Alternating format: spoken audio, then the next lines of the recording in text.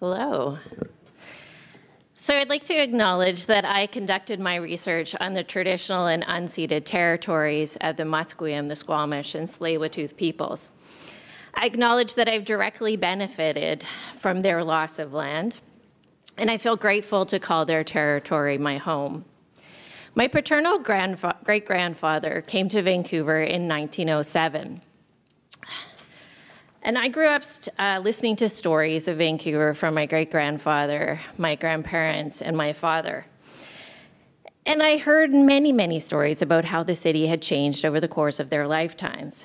Their stories have laid the foundation for my academic scholarship. But many things that I grew up thinking were absolute truths about the city have been dismantled as I've been unlearning and reframing the history of Vancouver as I've grappled with my own settler colonial history. From the time I built my first home in a refrigerator box in my basement, I've been fascinated with the ideas of home and housing. I've spent my lifetime reading architectural magazines, thinking about houses, drawing houses, inventing palatial rooms that I might have in a dream house. But growing up, most of my travel through the city was along Oak Street or Granville Street. I commuted to UBC from Tsawwassen for 2 years before I moved on to campus. And a couple years after I graduated, I bought my first apartment in Fairview Slopes, when it was still possible to do that as a 27-year-old. My understanding of the city had a distinct West Side focus. But life took me for a bit of a tumble, and I ended up moving to near Burquitlam about 15 years ago. During my SkyTrain rides to a job downtown, I started observing a very different city. As I headed through the Rupert and Renfrew SkyTrain stations, my eye was drawn to similar house styles that filled the blocks on either side of the tracks. These houses were telling a very different story about the city from the one I had grown up listening to and observing. Front lawns were not expansive. There was no Tudor-style architecture, and lush trees did not line the streets. Gazing out the SkyTrain windows, I realized that this was a Vancouver I did not know. What is that house called? And why were there so many of them? When I started my research on the Vancouver Special, people said one of two things to me. One, oh, you mean that ugly house with the balcony on the front? And their faces would scrunch up with disgust. And they would follow their initial disapproval with a look that kind of said, "Get it together, Chutter." And sometimes, if they were bold and brash enough, they would follow that comment with, like, "That is not a thing to study. That is not actually important as a historical academic focus." And finally, they would say, "You're wasting your time. It's just an ugly house." And then the city came to its senses and they stopped it. Case closed. But then there was this other group of people that would look at me, kind of eye me up a little bit, and then lean in close and go, "Oh, I love the Vancouver Special." And they would draw me in and tell me their childhood stories of growing up in one, or how many were on the block where they grew up, or how a Portuguese family owned one, or Italian family, or a Southeast Asian family, or a Chinese family, or a Greek family. And I was flooded with these warm and intimate stories about their childhood. And sometimes I would get this fond, wistful smile that said, "Oh, I lived in a basement of one when I went to university. I rented one when my kids were little." And sometimes they would say, "I always wished I owned a Vancouver Special." And these stories were intimate, rich in sensory details, and meandered between past and present and future. And these polarizing views of the Vancouver Special were interesting to me. How could both be true? How could such an ugly house be so loved? As I soon discovered as I started my research, over 10,000 were built over a 20-year time period between the early 1960s and 1984. So why was a single house so popular then? 10,000 is not an insignificant number. What happened that it was no longer approved? If something works and people like it, it seems strange to say, nah, no more, no more. And why does it have this iconic status now? Historian Paige Raymond argues that colonial society from 19th century through to the present has focused on houses as representative of material forms of culture, as a kind of culture in practice. So if we examine the Vancouver Special as a material form of culture, then the popularity of it indicates something about the culture of the city. The banning of its construction indicates that it somehow was violating the existing domestic cultural norms. And its current popularity reveals a further shift in culture. No other house design in Vancouver has a beer named after it. A range of fridge magnets, T-shirt, a Lego set, Christmas tree ornament. It was a staple walking tour for the Vancouver Heritage Foundation for about 10 years. Ken Lum did an exhibit called Vancouver Special, as well as Kevin Lanthier did an artistic exhibition of Vancouver Specials. It has been referred to in comedy routines, short stories, personal essays, blogs, and photographs. My friend's sister-in-law even has a tattoo of it on her forearm. So this is not just an ordinary house. It has gained cult status within the cultural and artistic representation of Vancouverites.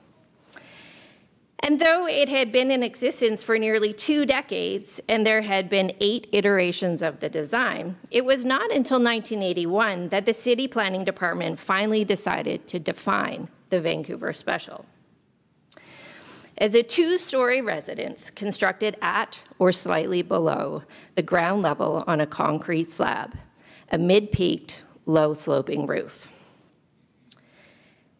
The changes in design over that 20-year period were a result of changes in building regulations implemented by the city.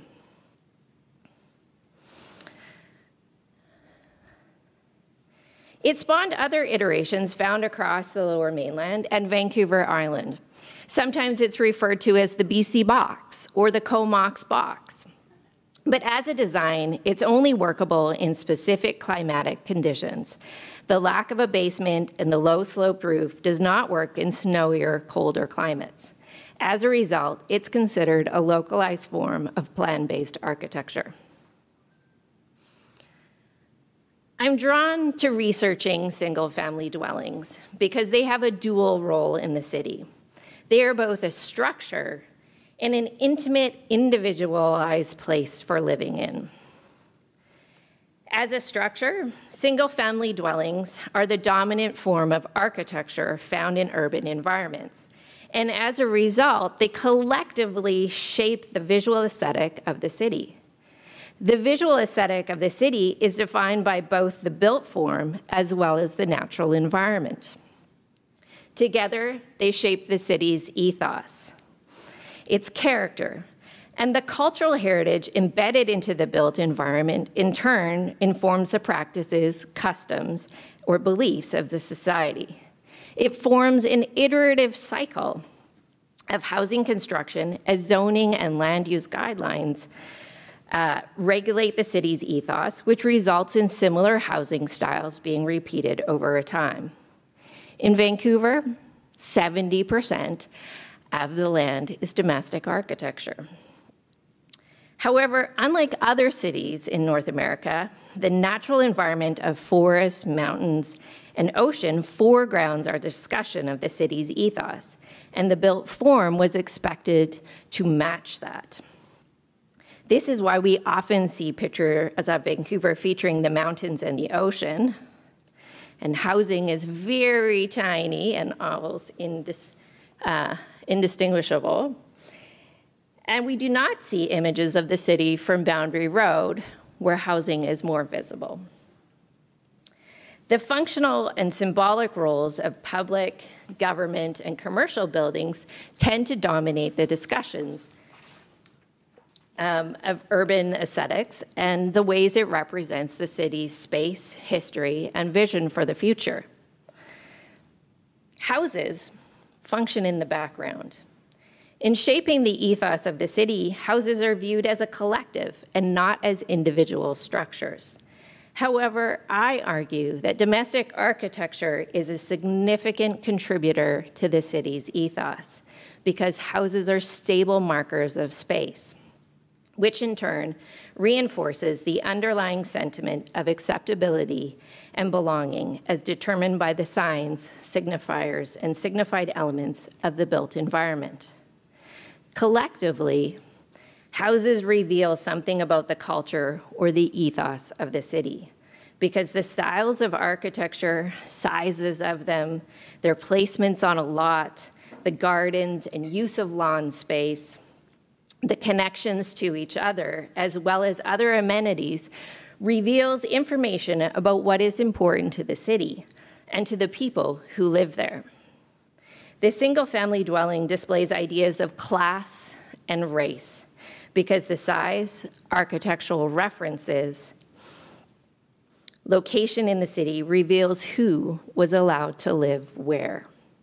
Typically, larger houses, farther back from the road and farther away from each other, signify a higher income and greater wealth, while smaller houses closer together, closer to the road, represent lower income neighborhoods. In most cities, houses are built on speculation based on what is already popular in a neighborhood and what it was likely to sell. What is defined as beautiful, acceptable, and needed is often repeated throughout a neighborhood and more broadly across the city based on previous construction. Houses then become this stable marker of the city's culture or ethos because they last a long time, often with little exterior alteration. These cultural ideas of what is beautiful, accepted, and needed are difficult to change because they have become so embedded into the land use guidelines and in our visual references that it's challenging to convince people that change might be positive and beneficial to the development of the city as a whole. Houses as a collection of structures plays a significant role in developing the ethos of the city. Houses also play a significant role in the shaping of the culture of belonging in the city because houses are also intimate places for living in. They are deeply personal and individual. Houses are the containers of our personal histories and our dreams for the future. They foster a sense of safety and security, both in the present as well as for the future. They are our markers of self. Both the interior and exterior details and changes we make reflect what we like, what is important to us, and who we are at that moment, and how we change over time. People form an attachment to where they live based on their degree of security and safety in their housing. We call this feeling home. And because humans are strange and wonderful and complex beings, it's often difficult to recognize that my understanding of housing and home is shaped by my own values, my cultural background, my class, life experiences, education, gender, sexuality, and ability. And as a result, I may be drawn to a particular style of architecture and say, oh, that's home. That's home for me. And someone else with different life experiences and different cultural background will look at a different form of architecture and feel that that represents home to them. But underneath these differences, we're all both wanting the same thing, to achieve the same end goal in our house, We want to live in a place that we feel safe and secure in. And we have an opportunity to dream about the future and feel like we belong here. So this tension between home and housing became the focus of my study. The Vancouver Special symbolized home for people. Over 10,000 homeowners picked up that very specific design to be constructed. And yet another group of people focused on the structure itself as a form of housing and how it shaped the visual aesthetics, and how it went against what they felt was the ethos of the city. They decided it was so awful that it should be banned from further construction in 1984. So, why did this happen? Why were these polar opposite views found in people's comments to me when I said I was researching the Vancouver Special 40 years after it had been banned? So I started with one document produced by the city that I could find on the Vancouver Special. The Vancouver Special draft report was published in 1981 by the City Planning Department. It states that the survey given to residents in 1980 and the subsequent report were based on letters of complaint sent to the City of Vancouver about a particular housing style. So I thought, sweet, it's going to be easy. I'll go to the archives, I will ask to see these letters, I will read the letters, then I will know what happened.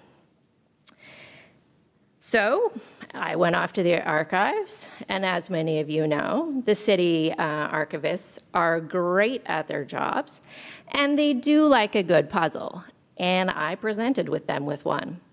I showed them the reference in the report and asked, so how do I find these letters? And 4 of them were on the job, and what we discovered was that there was no clear record of these letters of complaint. So I had to take a pause. I had a little panic. I talked to my supervisor, who is here in the room, still supporting me. And I was like, I don't know what to do. And he said, just let the archives talk to you. And I was like, well, that seems wacky. So my research project took some twists as I tried to figure out why a seemingly popular design became so hated.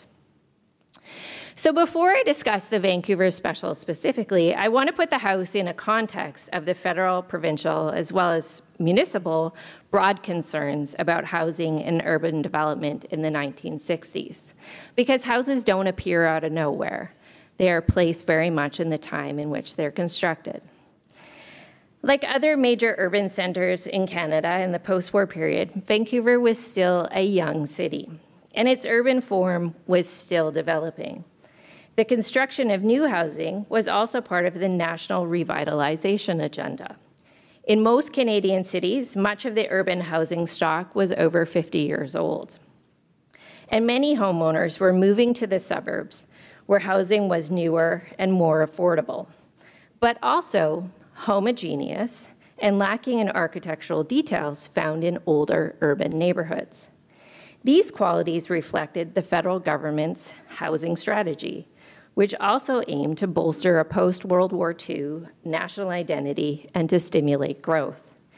Suburban house plans designed by Canadian builders and architects were approved and published by the Central Mortgage and Housing Corporation, the CMHC. It later changed to the Canadian Mortgage and Housing Association, or Corporation. And this corporation guided the effort to stimulate, regulate, and standardize new house construction. The program represents an effort on the part of the federal government to subtly shape the national landscape to reflect an emerging national identity and to move away from the British and American architectural heritage embedded in early plan-based house designs. These new house plans were considered Canadian, primarily because of the architect's place of living and the federal government's involvement in the commissioning of the design, rather than the designs reflecting specific climatic or regional geographical differences found across Canada. They did not differ significantly, for example, from plans built in the United States at the same time period.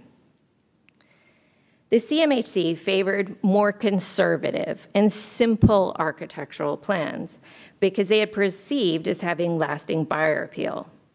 Evidence of the federal government's involvement in shaping the post-war landscape in Vancouver is found in the neighborhoods of Jericho, Renfrew Heights, and Victoria Fraser View, with the construction of veteran housing. This resulted in the creation of homogeneous neighborhoods with little variation in housing designs, but their curved streets reflected a scaled-down version of the British rural suburban aesthetic found on the west side of the city in the wealthier neighborhoods. The CMHC furthered its attempts to promote a more Canadian style of architecture by publishing its own book of house plans in 1955, which only included designs by Canadian architects. The books were published annually and offered options based on the number of bedrooms and differing lot sizes.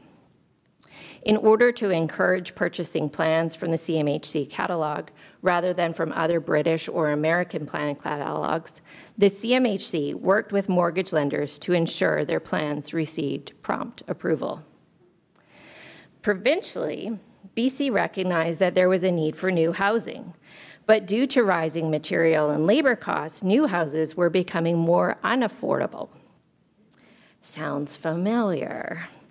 To encourage people to stay within urban centers rather than leaving for the suburbs, the provincial government offered renovation grants to help people renovate or repair their existing houses in order to stay in the city. The city of Vancouver was concerned about 5 things. There had been an exodus to the suburbs, particularly from the west side of the city.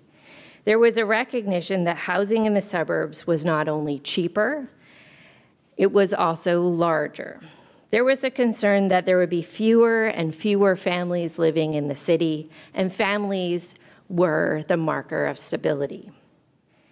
In recognizing that family housing was becoming unaffordable, new forms of housing needed to be experimented with. This was the beginning of the discussions of garden townhouses, strata-owned properties, and apartment towers. They were looking for ways to make it easier for people to get into the housing market. There was also limited rental options for families. In Vancouver, there was a high rate of home ownership, and it made it difficult for renters to find suitable housing close to where they worked. The rising cost of building materials and labor costs was making new housing more expensive, even more so on the west side of the city. And there was a desire to make the city a cosmopolitan, world-class city. It capitalized on the view of nature. This was the beginning of the boom in apartment construction in the West End. The Vancouver Special was designed by a draftsman named Larry Cudney. This is him working on his plans in his home. His daughter, Joan, generously shared these images with me. He had gone to architectural school at UBC, but he had not been licensed by the Architectural Institute of BC. He chose not to become licensed because he felt that architects were contributing to the problem of making housing more unaffordable in the city by designing their big flash houses as to be monuments on the landscape. He chose instead to work as a draftsman. And as a draftsman, he could design single-family housing and sell the plan. He decided to draft from the existing ideas of affordable, easy-to-build plan-based designs to design a house that would fit with Vancouver's specific context. This is significant because the existing CMHC plans of affordable housing was not workable for many of the lots in Vancouver, particularly on the east side of the city. The CMHC plans in the 1960s were designed for a 40-foot to 66-foot lot, which had a driveway. This was a suburban ideal and reflected the growing car culture in the post-war period. The wider lot could accommodate for a front garage or a carport, and this meant that these plans were affordable The average cost of them was around $15 plus taxes, but they were unworkable for construction in Vancouver because predominantly the lots available for new construction were 33 feet with a rear lane. In addition, Vancouver's specific climatic conditions are such that a steep slope roof was unnecessary. The snowfall slide did not need to be accommodated for because the average amount of snowfall per year was small compared to the rest of the Canada, and it didn't accumulate over long winter months, so it was unnecessary to have these steep roofs. The mild climate also meant that we didn't need to have deep foundations. Standard foundations were 4 to 5 feet below grade in order to ensure the foundation didn't freeze during the winter or your pipes didn't freeze. This, however, meant it was unnecessary in Vancouver. And the exterior features of the home as a result were significantly different from previous models in the city that had drawn from these existing plan catalogs that accommodated for snowier, colder climates. It also meant that the house was affordable because there was no need to have extra roofing materials with the low slope. There was no need to put in dormer windows because of the low slope, and the foundation, because it only needed to be 12 to 18 inches below grade, meant that there was fewer labor and material costs. So in a rising construction costs and rising labor costs, this became a very smart design. The interior of the Vancouver Special has only one variation. The kitchen and living spaces are either on the right-hand side or the left-hand side. The difference was solely dependent on how it was put through the blueprinting machine. The main living space was upstairs. The kitchen was open to a combined dining and living space on one side of the stairs, and the opposite side featured 3 bedrooms and a bathroom. The bedrooms were sized to reflect the standard width of carpet and drywall to eliminate extra cuts to the materials. This allowed for more efficient construction. The plumbing and electrical lines ran down the center of the house, which added to its construction efficiency. Depending on the availability of plumbing, electrical, and drywalling crews, the Vancouver Special could be built in 3 to 6 weeks. Houses of comparable size varied between 4 to 6 months, and architect-designed homes could take up to a year or more, depending on the finishing details. For small-scale builders, building on speculation, the speed of construction and the lower costs of materials meant that they could turn over a profit much faster. And for homeowners, it meant that they could move into a new home quickly. The lower floor of the Vancouver Special was left unfinished. This was a strategic move on the part of the builder. In the 1960s, the homeowner only needed to pay taxes for the finished house. So the builder would leave the basement unfinished, and the homeowner could move into a 1,400 square foot home. But it had the potential to finish off the basement, and they could apply for these provincial renovation grants in order to do so. So it was a smart plan on the part of the builders to leave it unfinished. The homeowner would apply for these renovation grants and hire the builder back to finish off the lower floor. The first Vancouver Specials were actually built on smaller lots in Dunbar. One of the houses I visited during the Vancouver Heritage Foundation's tour had a small lap pool constructed underneath the rear deck, where a carport was in most of the houses. Lots on the west side of the city, however, were more expensive than on the east side, up to 3 times the price for the 33 by 120 foot lot. So it wasn't considered profitable to construct them on the west side of the city. Over the 1970s, the City of Vancouver implemented several changes in zoning and floor square ratios in an attempt to make housing more affordable and to encourage new multifamily construction to, again, stem the exodus to the suburbs. Zoning changes to different neighborhoods allowed for the construction of apartment buildings and garden townhouses. But zoning changes from RS1, single-family dwelling, to RS1A, single-family dwelling with a suite, and RT2, two dwellings, in many neighborhoods was preferred because of the strong attachment to the single-family dwelling as an aesthetic shaping the urban culture. The single-family dwelling was still seen as a desirable form of housing, even though it was getting more and more expensive. And this desire to maintain a single-family neighborhood aesthetic created the perfect environment for the Vancouver Special. This allowed for the Vancouver Special to be constructed in several areas of the city because it could fit under multiple zoning designations. It's easier for the builder to figure out where to put them.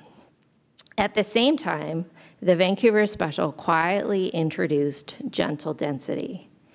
In 1975, the City Planning Department conducted a further study to assess whether the construction of more secondary suites in the city was a feasible and quickly implementable means of providing an increase in housing stock in order to alleviate the growing housing shortage.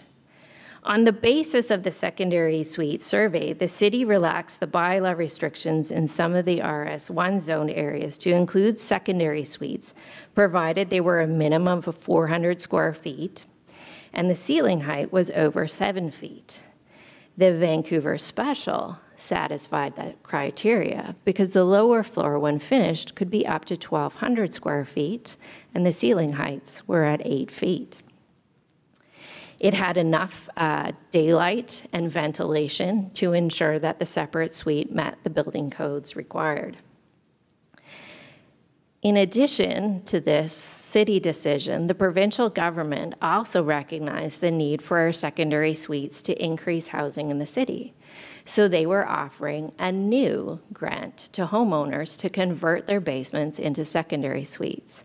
And this meant that once again, builders were building the Vancouver Special with an unfinished lower floor so that homeowners could apply for the grant and put in either 1 to 2 suites downstairs.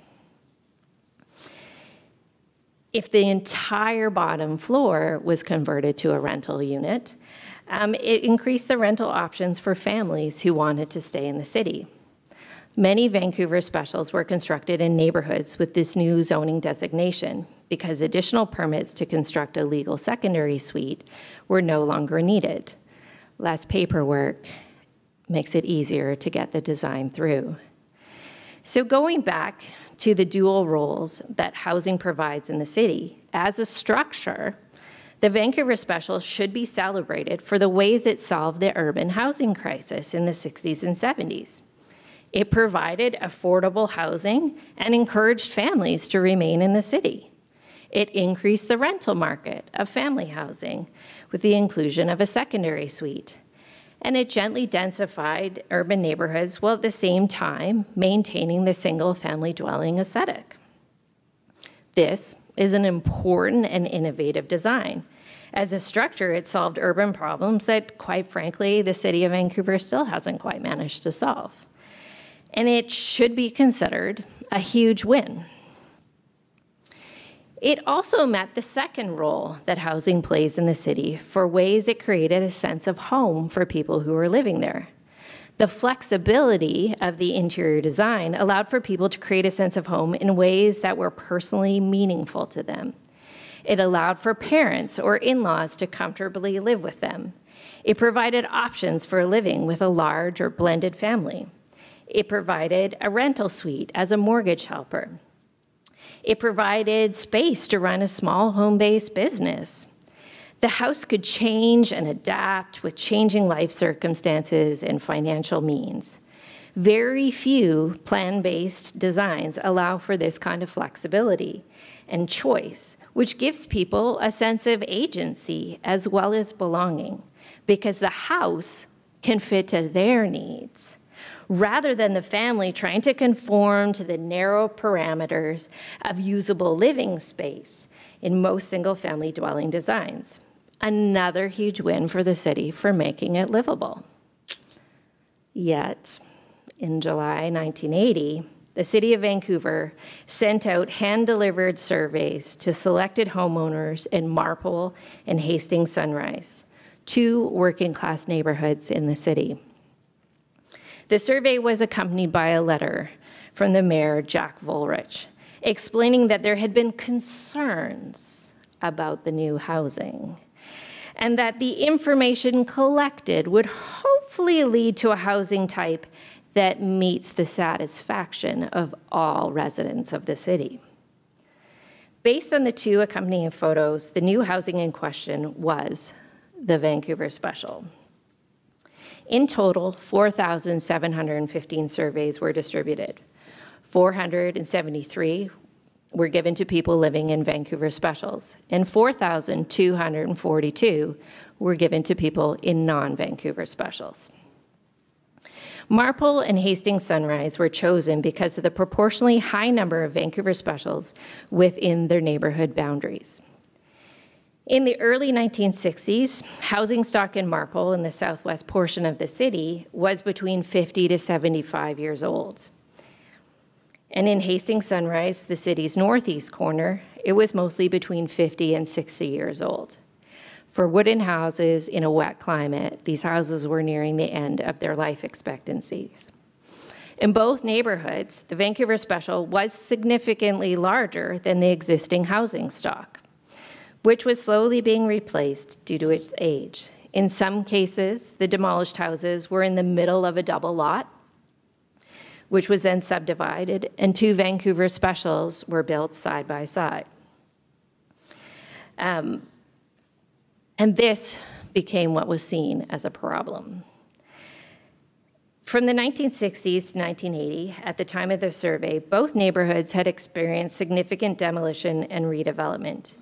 In order to capture residents' opinions on the changes of their neighborhoods and their thoughts on the Vancouver Special specifically, the survey provided 9 descriptors of the house design and had questions like, or statements like, the size of the house is too big.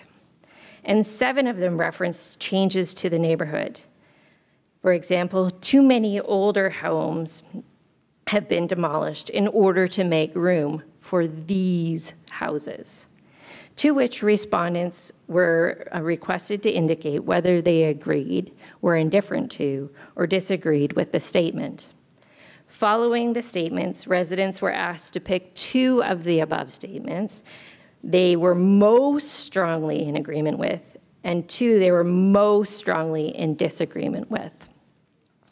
Of the 16 statements, only 1 was phrased in the positive. These houses are nice to live in.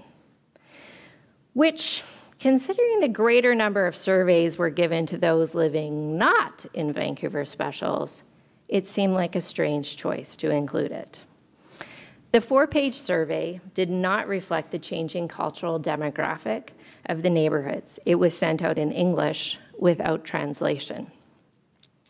By 1980, Marpole had a growing Chinese population, and Hastings Sunrise neighborhood was settled now mainly by Italian, Portuguese, and Greek immigrant families, with a significant number of Chinese Canadian households relocated from nearby Chinatown with the growing urban renewal plans.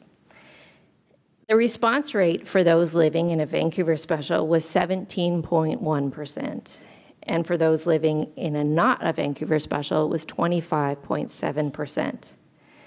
So this means approximately 80 people in the city of Vancouver living in Vancouver Specials responded to the survey, but over 10,000 of them had been constructed. This is a negligible response rate. The information gathered from the surveys, along with interviews done with unnamed builders and from the city's major design firms, also unnamed, formed the basis of the Vancouver Special Draft Report, which was used to determine whether the house design should be continued for approval. The survey implicitly suggests houses should reflect the styles of the neighborhood and previous architectural norms.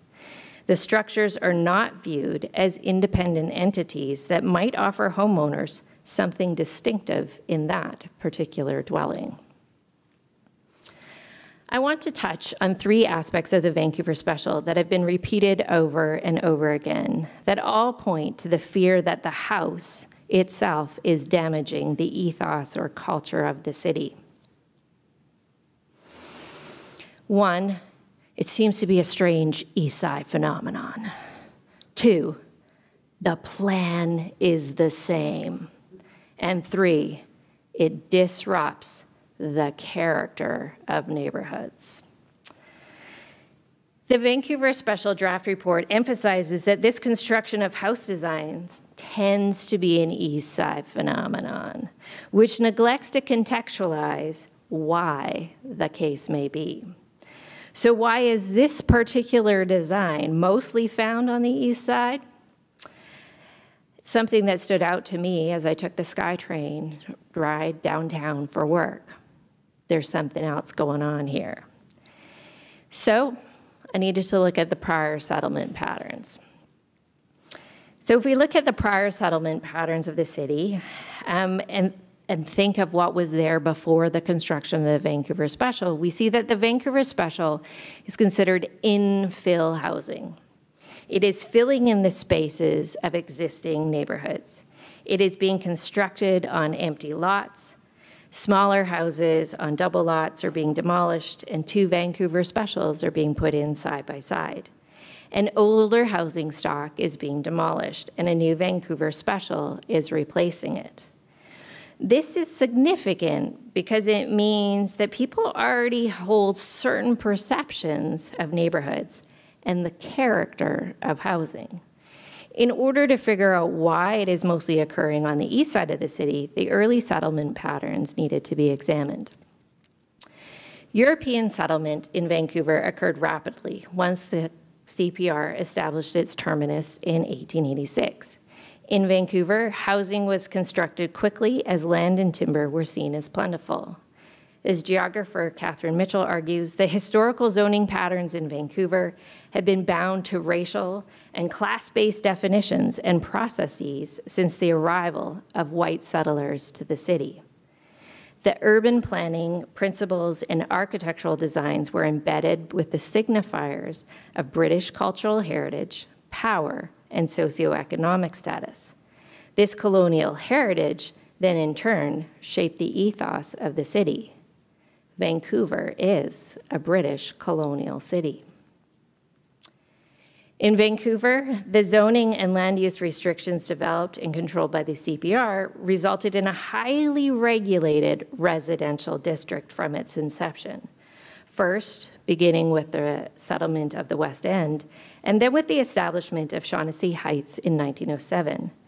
The 5,000-acre neighborhood located on the west side of the city was designed to attract wealthy elites, civic leaders, business entrepreneurs, and investors to settle in Vancouver. The grid pattern imposed on the city did not apply to Shaughnessy. The curving streets follow the topography and form a circle around a park in the center of the neighborhood. Lots range from a quarter acre to 1 acre with spaces for stables and outbuildings. The neighborhood of Shaughnessy is significant because it was designed by Montreal landscape architect Frederick Todd. This larger development, guided by a single visionary, significantly influenced the visual culture of Vancouver and reinforced a class-based narrative of acceptable housing styles and landscaping. By 1908, the municipality of Point Grey was established on the west side to guide the development of the surrounding neighborhoods to ensure that they adopted a similar design aesthetic on the larger lots. The southeast side of the city formed the municipality of South Vancouver, with the dividing line along present-day Ontario Street. The municipality of South Vancouver did not adopt the land use guidelines found in Point Grey, which resulted in a less uniform urban aesthetic.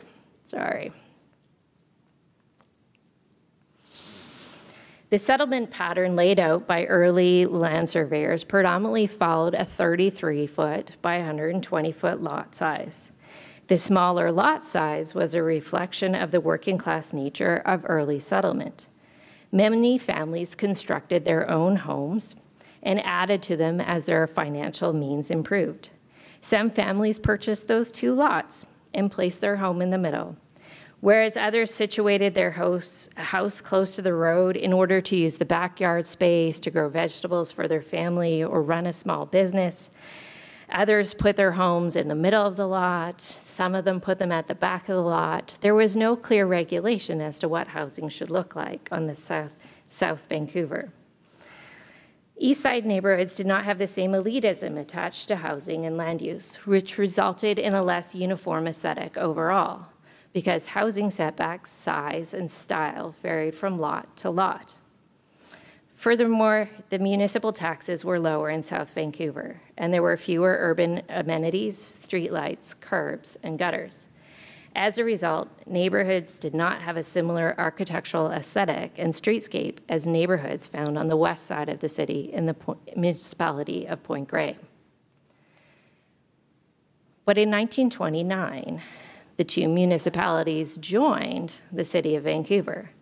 And in order to smooth out the amalgamation of these two distinct municipalities, the city of Vancouver hired Harlan Bartholomew and Associates to guide the creation of a cohesive urban plan. He was very pro-west side of the city and wanted the entire city to look like the west side of the city. However, few of his suggestions were implemented. The differences in urban aesthetics remained entrenched in the landscape because of the economic downturn during the Depression and little house construction during World War II. These early settlement patterns are important because land uses become rooted in the landscape and are resistant to change. As a result, the city remained divided, and the signs and signifiers of wealth and status on the west side of the city continued to shape the overall ethos of the city, because people in positions of power lived in the wealthier neighborhoods, and they wanted to create neighborhoods that looked like the ones they were living in. The Vancouver Special tends to be an East Side phenomenon because lots in many neighborhoods on the west side do not conform to the 33-foot by 120-foot lot found on the east side of the city. The development of Shaughnessy Heights guided that construction.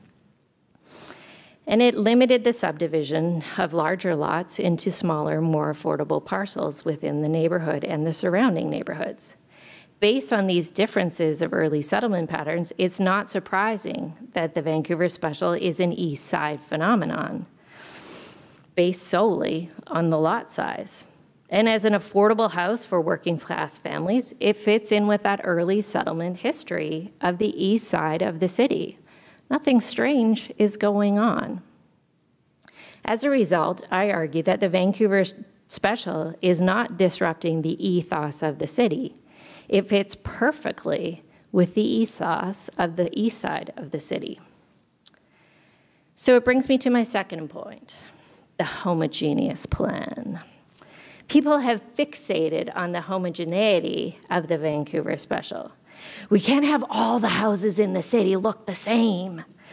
This is a curious concern. In the post-war period, the pattern of building near identical housing repeated itself both by the federal government sponsoring developments and in the builder-developer-driven suburban expansions. Many of the complaints about suburban housing was that they were homogeneous and all the houses looked the same. The CMHC produced a book of house plans that people could affordably purchase from, and since they were familiar builds, the mortgages were quickly approved, and new homeowners could quickly proceed with construction. These house plans are found all across Canada. Homogeneity in new housing had been the norm across Canada for nearly 20 years by the time the Vancouver Special started to be constructed en masse in the city. Nationally, this does not seem to be an aberration worthy of banning a house style outright. By 1965, the CMHC plans also featured fewer exterior finishing details and design features to keep construction costs more affordable.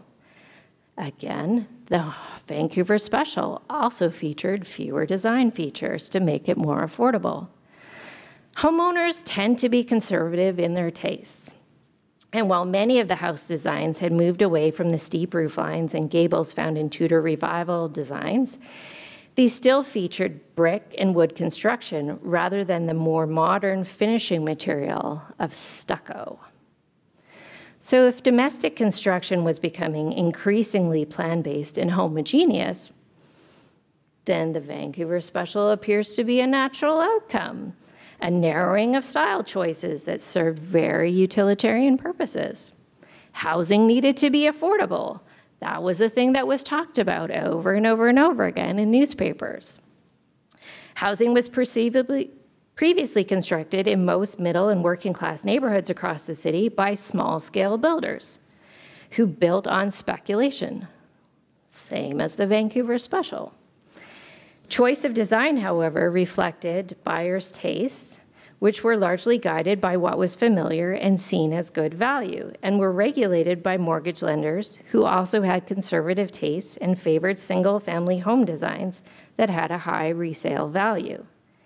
The Vancouver Special amplified these older practices because nearly identical, standardized, and largely unchanging designs meant that they were quickly permitted by the city staff, they could be built efficiently, and mortgage lenders viewed them as a good, solid investment. Yet the Vancouver Special Draft Report was critical of these external design regularity. According to the report, the feature most highly agreed upon is that they all look the same. This homogeneity and conformity, sought after in decade after decade from one side of the city to another, was now identified as a negative feature. This seemed bizarre to me. So this brings us to our last criticism of the Vancouver Special. They are described as bland stucco boxes, not fitting with the character of existing neighborhoods. This brings us to a trickier set of ideas to unpack, because ideas of architectural beauty are a cultural construction. And as I introduced at the beginning of my talk, we need to think of housing as a performance of culture. As Raymond says, culture in practice. What was it about the exterior that was not fitting in with the character of the existing houses in the existing neighborhoods? And why was it so important that it should? This emphasis on the exterior highlights the importance of the familiar signs and signifiers embedded into architectural details. Henri Lefebvre suggests that favoring traditional forms, which he terms as a facade, was always a measure of social standing and prestige. These signs and signifiers were reinforced through the repetition of house designs within the neighborhood. In Vancouver, the signs of wealth and prestige look like this and this. Enos and Holdsworth suggest that the design possibilities presented through the pattern book became the norm for many as the grand designs changed from Georgian to Gothic, Second Empire, Queen Anne, and Revitalist styles. Their vernacular, working class cousins borrowed, adapted, corrupted, and diluted the facade of the plan. As a consequence, for constructing from British and American plan catalogs, there was a failure to develop the distinct national domestic architectural aesthetic in Canadian cities, which the CMHC was trying to improve. What is more, the previous catalog plans did not reflect Canada's diverse climatic zones, nor the differences in the amount of sunlight throughout the year. However, drawing from an established architectural heritage from an existing plan catalog became a way for arriving immigrants to reinforce a colonial legacy through domestic architecture because of the class and cultural references in the exterior architectural details, and thus it reinforced their loyalty to the British Empire. By repeating this facade in new designs, architects perpetuated the ideas of class and power, which then becomes an iterative cycle in the urban landscape as owners choose what is recognizable and familiar in the construction of new dwellings. The familiar domestic forms also reaffirms the occupant's social and economic standing in the city. As neighborhoods rapidly developed, they had a degree of homogeneity in architectural aesthetic because of the reliance on the same plan-based designs, which in turn reinforced the signs and signifiers of the socioeconomic status of the neighborhood. It is easy to spot these kinds of houses in Kerrisdale. By selecting from 20 or 30 available plans that were suitable for the lot size, homeowners were able to exercise a sense of individuality in purchasing a home for about the price of rent, while still adhering to the aesthetic standards. Residents would select plans for houses that were similar to others in the neighborhood, which meant similar house design was found throughout. In order to meet the growing housing demand, it was common for builders to construct on speculation using plans consistent with the existing styles in the neighborhood. They would often build two identical houses side by side, as it was an efficient use of labor. This made it more affordable for families to purchase a new home. As a result, the visual aesthetics and the ethos of the city continue to shape the architectural landscape in an iterative cycle. Builders followed this pattern of construction with the Vancouver Special. This style of house frequently reflected the homeowner's cultural background as well as their socioeconomic status. The American craftsman style was favored by wealthier families of middling status who wanted to settle in the Kitsilano neighborhood south of Broadway Avenue. By contrast, Enos and Holdsworth argue that the California bungalow became the preferred housing style for working-class families and middle-class homeowners in the 1920s in Vancouver in parts of Dunbar and Kitsilano north of Broadway Avenue. Since housing plays a large role in shaping the ethos of the city, the precedent set in these early urbanizations shapes the future development. Neighborhoods on the west side exhibited a largely homogeneous architectural style and a repetition of similar houses on a single block. However, these house designs had the facade that was recognizable for the wealth and status and cultural background of the homeowner. Holdsworth points out, constructing aged architectural styles projects an aura of establishment in the new house, which subtly reinforces these ideas of belonging. The Vancouver Special follows this earlier pattern of urban development. Houses were built on speculation based on what was popular in the neighborhood. As more were built, people identified with them and requested the design. Construction does not appear to be disrupting the precedent set in pre-World War II neighborhood development, though the repetition of a single design is less common in neighborhoods on the east side of the city. Yet there is a distinct and notable difference. The design itself does not have any British or American architectural references.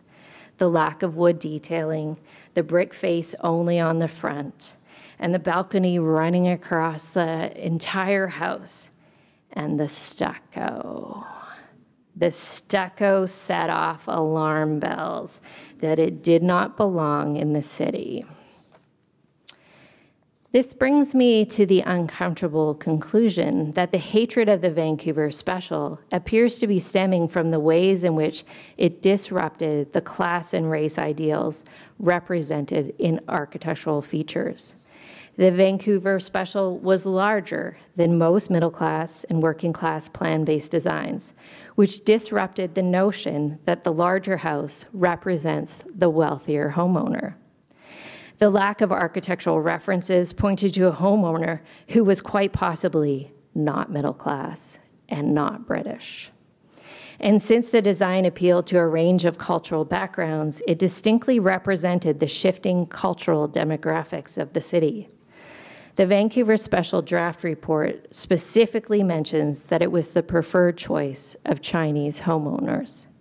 This made some people in the city uncomfortable, so uncomfortable that despite all the ways that the Vancouver Special met the city's housing needs over 20 years, it was banned from further construction in 1984.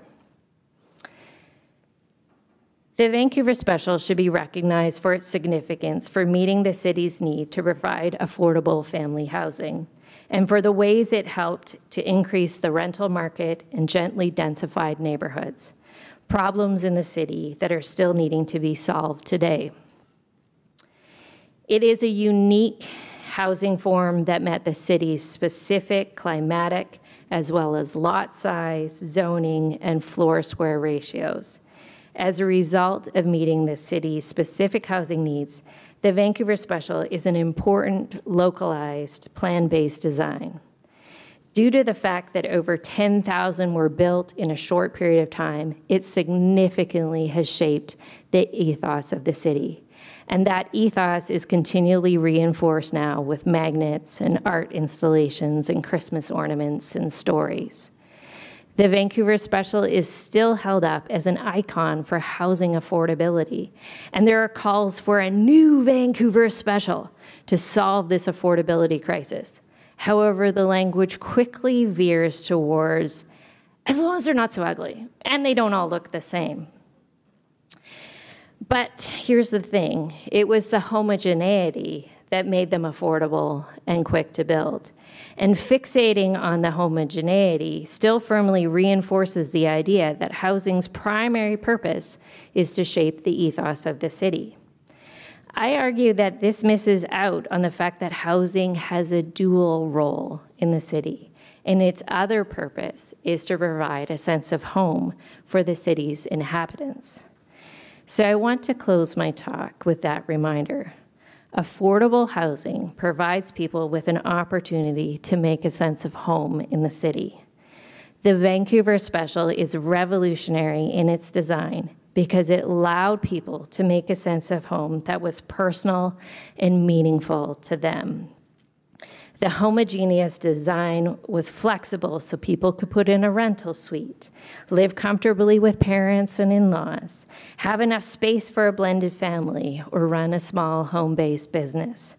It could be easily renovated and altered to adapt to changing family needs and economic means.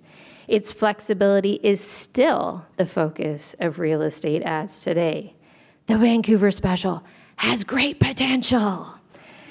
And this bland, boxy, stucco house allowed people to dream, to make a sense of home in the city, and to individualize their house in ways that was personally meaningful to them. This is amazing. Current apartments, townhouses, or even houses are not designed for you to make your mark, to shape the structure to meet your needs, to remain in place despite changing circumstances. So as you travel through the city, I encourage you to look at Vancouver Specials to note their differences. Each difference marks an individual who shaped the house to say, here I am, I belong here, I have left my mark.